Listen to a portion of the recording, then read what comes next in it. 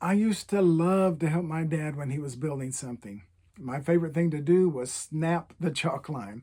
This was basically a device that you rolled a long string up into a container that was filled with chalk. You would then pull that line out, hold it tight against whatever you were building or cutting, snap that line, and it would give you a straight line to follow.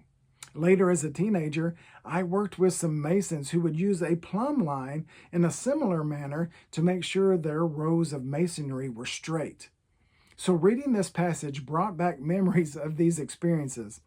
We'll find it in Amos chapter 7, verses 7 through 9. This is what the Lord showed me. Behold, the Lord was standing beside a wall built with a plumb line in his hand. And the Lord said to me, Amos, what do you see?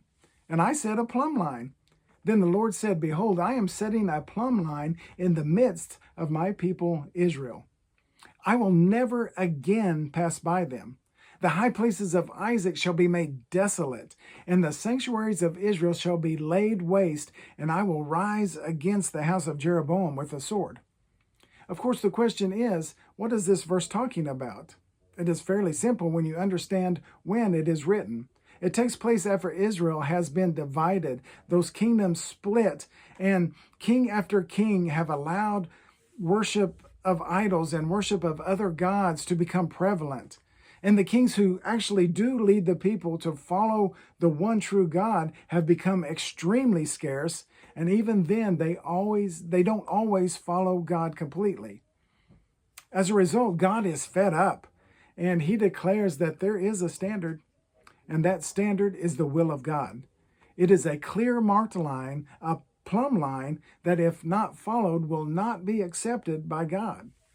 We don't often like to think of that aspect of God. A God who will make the lives of those who don't follow him, in his own words, desolate. I don't want to miss that part, but I also don't want to miss the true nature of God that you find in many places. And that true nature of God is mercy and grace. For example, listen to what he says to his people, what they must do to be accepted. You see this in Hosea chapter 6, verses 1 and 2. Come, let us return to the Lord, for he has torn us, that he may heal us. He has struck us down, and he will bind us up. After 2 days, he will revive us. On the third day, he will raise us up, that we might live before him. Does 3 days sound familiar? Folks, this is a prophecy about Christ. He tells us that he is providing a way out of his wrath when we return to him. And that is through Jesus.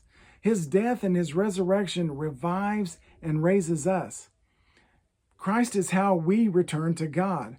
Christ is the avenue. I love the way the Old Testament points to Christ and shows us what Christ does for us. Now, I would like you to spend some time thinking about how Christ ties into this scripture hundreds of years before when God laid out his plumb line. Thank you for doing that, and thank you for taking this time to center with me today.